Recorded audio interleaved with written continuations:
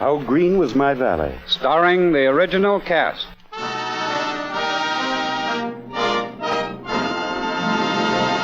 The Green Guild Theater.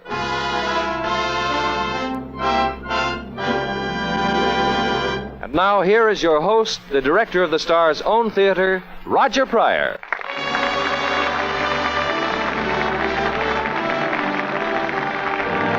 Good evening, everyone. Welcome you to the Green Guild Theater, the Star's own theater. Because the money they would ordinarily receive for appearing here gives instead to the Motion Picture Relief Fund for its needs and for the home now well under construction. You know, just 3 weeks and 2 days ago, the prized Academy Award was given to Darrell F. Zanuck's production, How Green Was My Valley. And tonight, in tribute, the theater brings you the first radio presentation of this beautiful picture. Our stars, the original cast: Walter Pidgeon, Maureen O'Hara, Irving Pitchell, Sarah Allgood, Roddy McDowell, Reese Williams, and Donald Crisp, who won the Academy Award for his portrayal of Mr. Morgan.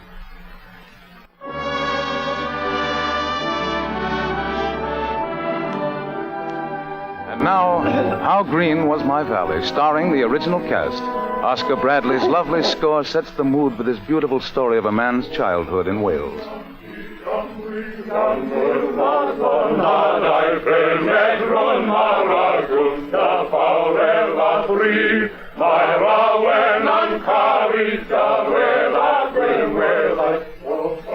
There is no fence nor hedge around time that is gone. You can go back and have what you like of it, if you can remember. And so I can close my eyes on my valley as it is today and see it as it was when I was a boy. Green it was then. In all Wales there was none so beautiful. Everything I ever learnt as a small boy came from my father, Willem Morgan, and I never found anything he ever told me to be wrong or worthless. 'Tis not only green, but a brave valley. You, my son, a true man of Wales, has never bowed his head or bent his knee to any conqueror. Yes, Dada.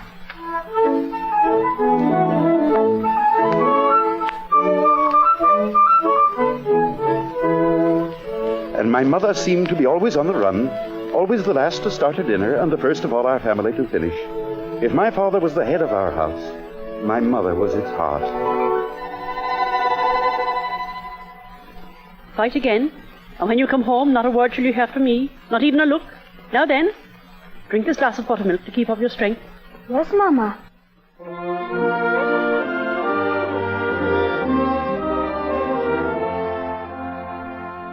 Yes, and as clear as the memory of Mother's voice is the picture of all of us sitting around the table. We were a big family, for I had 5 older brothers. They, like my father, were coal miners, and on Saturdays they would wash off the grime of the mines in great tubs of water brought by my mother and my sister Anne Harrod. Wash your backs well, boys, or your mother won't let you in the house.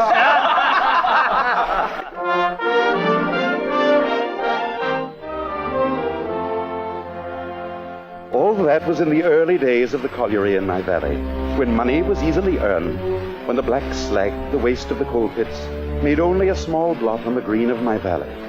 But as the slag pile grew, so grew the avarice of the owners. Then, one day, the men gathered at the mine entrance to read a notice just posted, and their faces were sullen and their voices bitter. And that night at the table, my 5 brothers were silent and unsmiling, but my father went on eating quietly, feigning not to notice them. Suddenly, my brother Davy jumped to his feet and said, his voice shaking with anger, "Do those fellows think we let them cut wages and not raise a hand to stop them?" Davy's right, Father. The men are ready to strike if you say the word. Enough, Yanto. You'll not be a party to nonsense. Enough now. It is not enough, sir. Oh, and I had no thought I would ever hear my own sons talking socialist nonsense. I'm sorry, sir, but Quiet, will you? Hold your tongue at table until you have permission to speak. I will speak against injustice anywhere, with permission or without it, Father. Not in this house. In this house and outside. Leave the table, Owen. I will leave the house. I'm with you, Owen. I too. And I. And I. Will! All of you, then. You have one more chance. Sit down, finish your dinner. I will say no more. Very well, then. Get your clothes and go.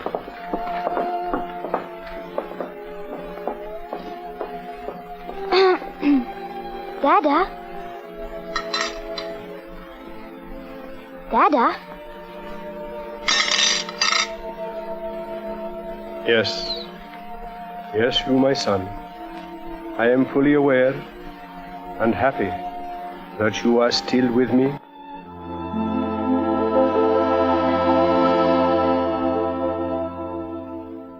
Yes, I was still with him, and I seldom left his side during the bitter weeks that followed.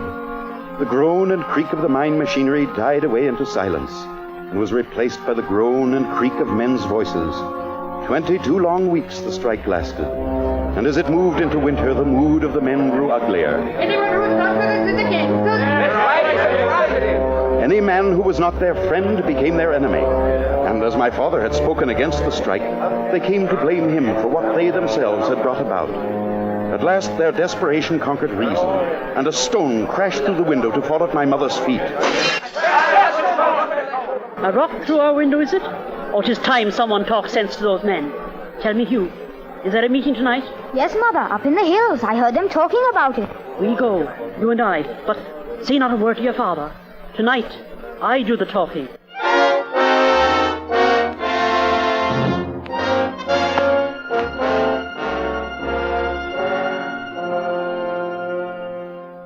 I remember how cold it was, how dark.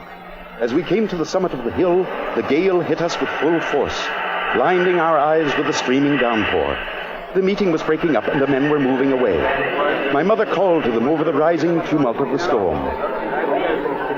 Wait, you men! Wait till you have heard me! Who is it? Who are you? I am Beth Morgan. I have come up here to tell you what I think of you all, because you are talking against my husband. You are a lot of cowards to go against him. He has done nothing against you, and he never would, and you know it well. There is one thing more I will say, and it is this.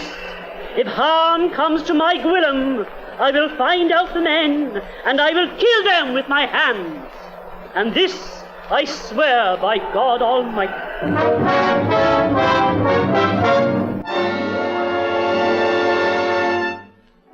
As Mother and I made our way back down the mountain, the wind shrieked through the trees over our heads, and the rain came down in torrents. As we crossed a small bridge, Mother grasped the rail for support, but the rotten wood broke under her weight. She pitched forward into the icy water, and I threw myself in after her to save her. So strong was the cold that for minutes I couldn't breathe.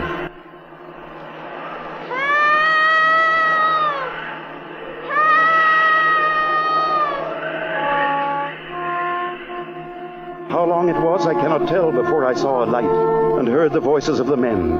An eternity of time, an eternity of pain, an eternity of cold before merciful oblivion.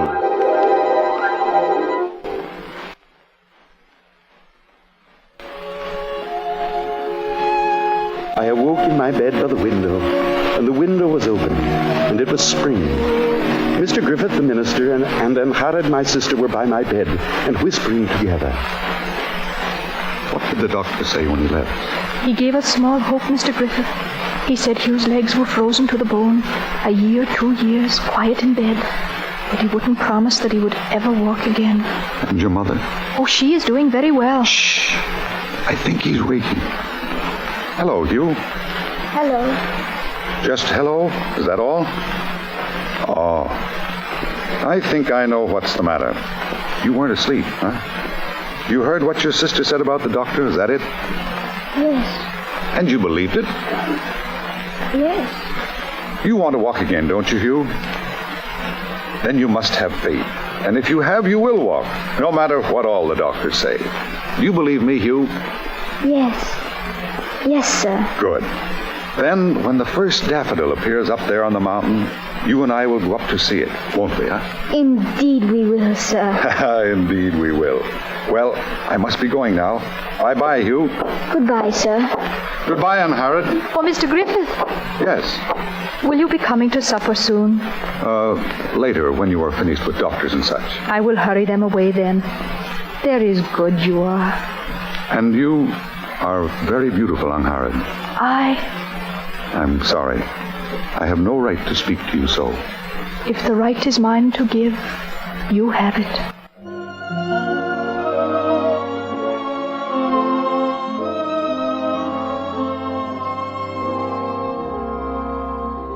I lay in bed and read books that Mr. Griffith brought me, all the noble books that have lived in my mind ever since. And young as I was, I also read the hearts of my sister Anne Harrod and Mr. Griffith, and learned that they were in love. Then, one day, Mr. Griffith came for me. I put on the clothes that had been waiting for so many months, and on his shoulders I rode up the mountain. It was a bright, windy morning, and nodding in the sunlight were patches of daffodils. Mr. Griffith put me down gently on my poor legs, walked a few steps away, then turned and said, Now, Hugh, my lad, walk over to me. But I can't. Where's your faith, boy? Come, walk. But, I'm waiting, Hugh. Are you coming? yes, sir. That's the boy. Easy now. Careful does it. Look, Mr. Griffith, look, 'tis walking I am. Of course you are. Didn't I say you would if you had faith? I did it. Oh, I did it. There's a good old man you are. You know, Hugh, you have been lucky. Lucky to suffer, and lucky to spend those weary months in your bed. Or so God has given you the chance to make spirit within yourself. Just never forget that when you pray. Think well what you are saying, and make your thoughts into things that are solid. In that manner, your prayer will have strength, and that strength shall become a part of you, mind, body, and spirit. You've got your legs, Hugh, and the first duty of those new legs shall be to carry you to chapel next Sunday to give thanks for them.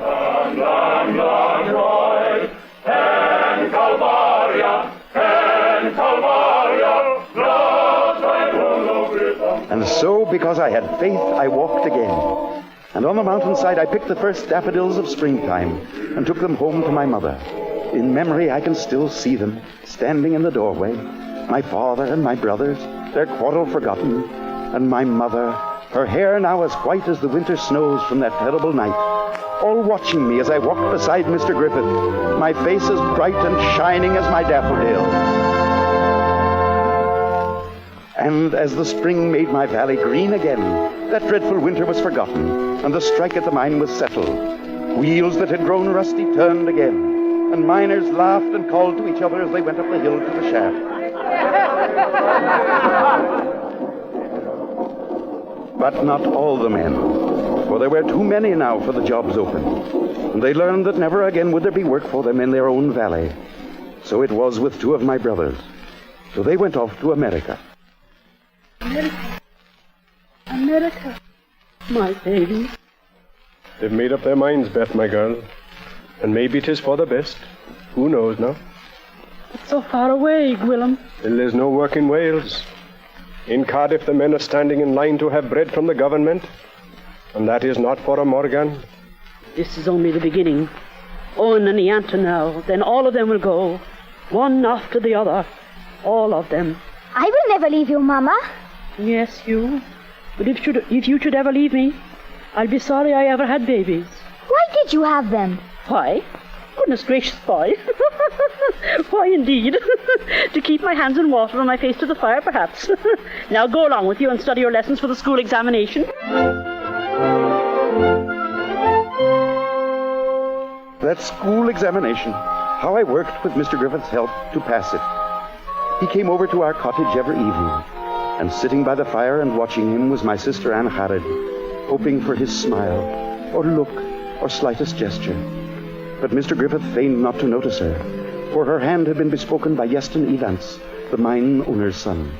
One night after lessons, Mr. Griffith went home to find her waiting at his house. Anne Harrod, you shouldn't be here. I couldn't spend another night without knowing. What has happened?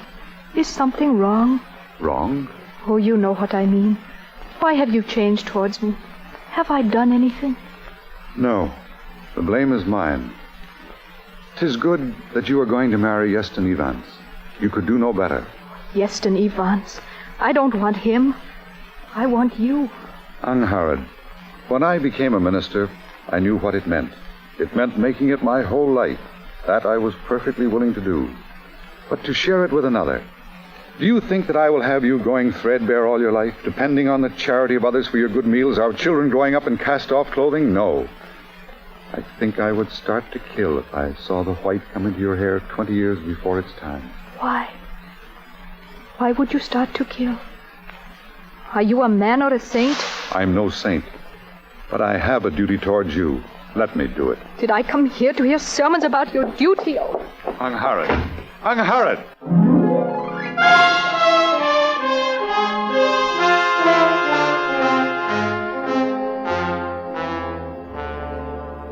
And so Anchared married Iestyn Evans and went away, and with her went some of the brightness of my valley, and Mr. Griffith seemed silent and strange. I remember thinking about them as I walked to school that first morning. I had my new pencil box and my books, but very little courage. What a frightened, miserable picture I must have been as I stood before the desk of Mr. Jonas, the master. I can still see his ugly face, and still hear his oily, sneering voice as he spoke to me over the noises of the schoolroom. Quiet. Quiet. So, you are the new boy, are you? And what a dirty little sweep it is. What's your name, boy? You. Morgan. You will address me as sir. I'll put a stick across your back.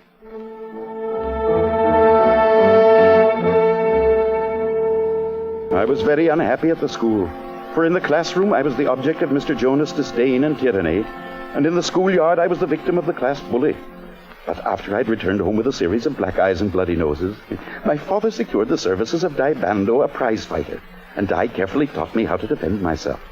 Then there came the day when those lessons were put to use. It was in the schoolyard, and I had bested my worst tormentor. Suddenly, Mr. Jonas appeared, cane in hand, and he seized my jacket. Softly now. Dear me, so our coal mining friend has been fighting with his betters. I think I know the treatment for that. Master Mervyn, will you be so good as to make her back?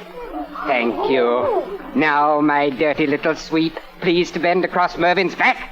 Now, I will teach you manners like this, and this, and this, and this, this.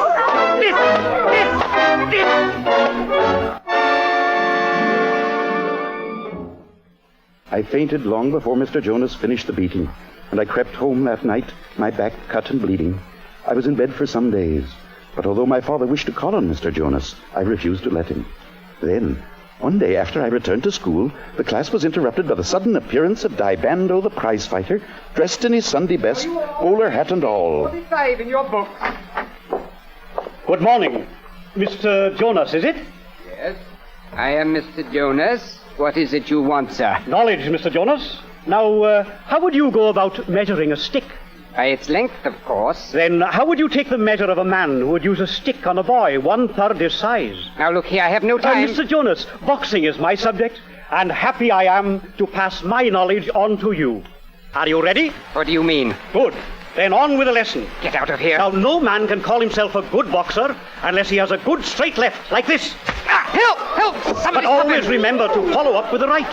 Please! But don't ever lower your arm like that, or you will leave yourself open for a right hook. Come, man, up with you. Let go of me. Oh, you can't win a fight lying on the floor. Let go, I say. Now, when you hit, put your shoulder into it like this, and this, and this.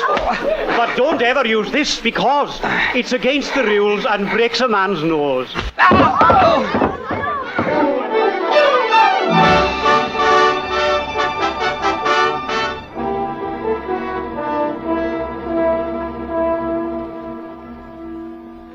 And remembering still, I could tell you of the years that followed, of how I graduated, and then instead of going on to prepare myself for some profession, I chose to work with my father in the colliery. Yes, and go on to tell of my sister Anchared, who left her husband and came back to the valley, pale, unhappy, and still loving Mr. Griffith.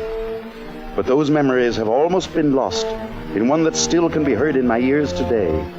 The hoarse screaming of the mine whistle, that dread warning of disaster that called people from their houses and sent them running up the hill.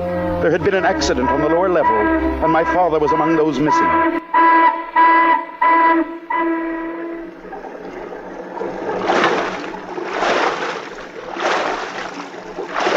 This is the tunnel where he was working. You better give him your hand. He's alive. He must be alive, Mr. Griffith. Dada!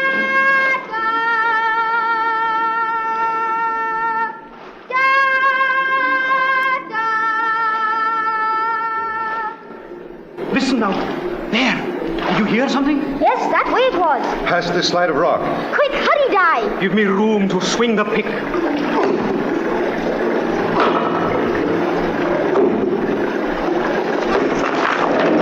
Careful! Here, you. Take this lantern and climb through. Yes. Dada!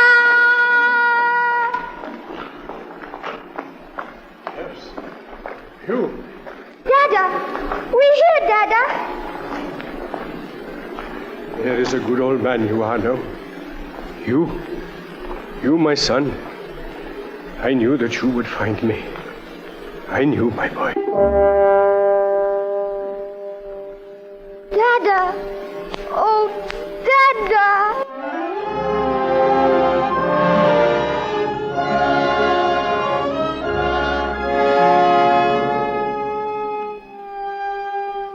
Yes, there it was, my father died.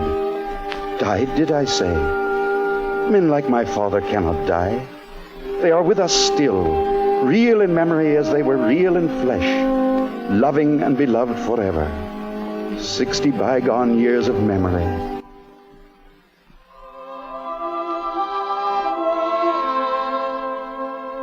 And can I believe my friends all gone, when their voices are still a glory in my ears? Is my mother gone? She who knew the meaning of my family and taught us all to know it with her? And my brothers, with their courage and their strength? And my sister Ancharid, of the quiet grace and breathless beauty? Are they not a living truth forever in my mind? And Mr. Griffith, that one of rock and flame, who taught the meaning of friendship? Did my father die down in the mine? Is he not still with me in his quick understanding of my troubles, in the wisdom of the advice which I never found to be wrong or worthless? It is not only green, but a brave valley. You, my son, a true man of Wales, has never bowed his head or bent his knee to any conqueror. Mind you now? Is my father dead? For if he is, then I am dead, and we are dead, and all of sense a mockery. Yes, how green was my valley then, and the valley of them that have gone.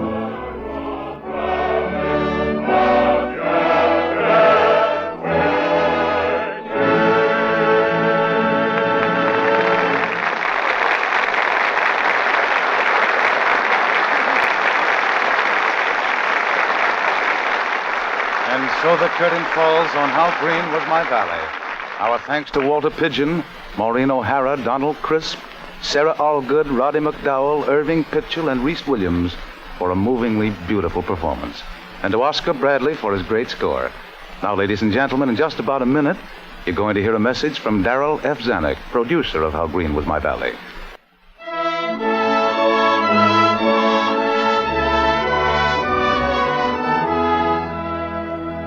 And now it's a privilege to welcome to our stage Colonel Jason C. Joy of the 20th Century Fox Studios.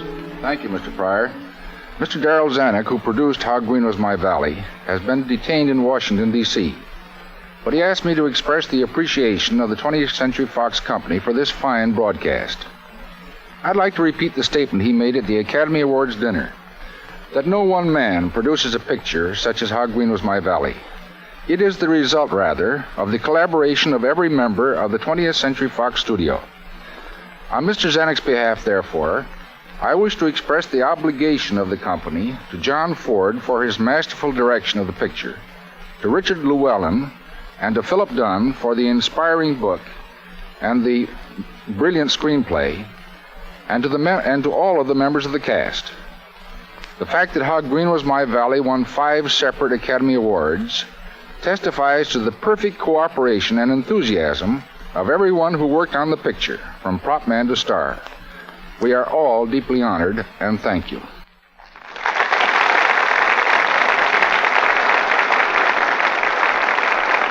Thank you, Colonel Joy. And until next Sunday, then, this is Roger Pryor saying good night, everyone.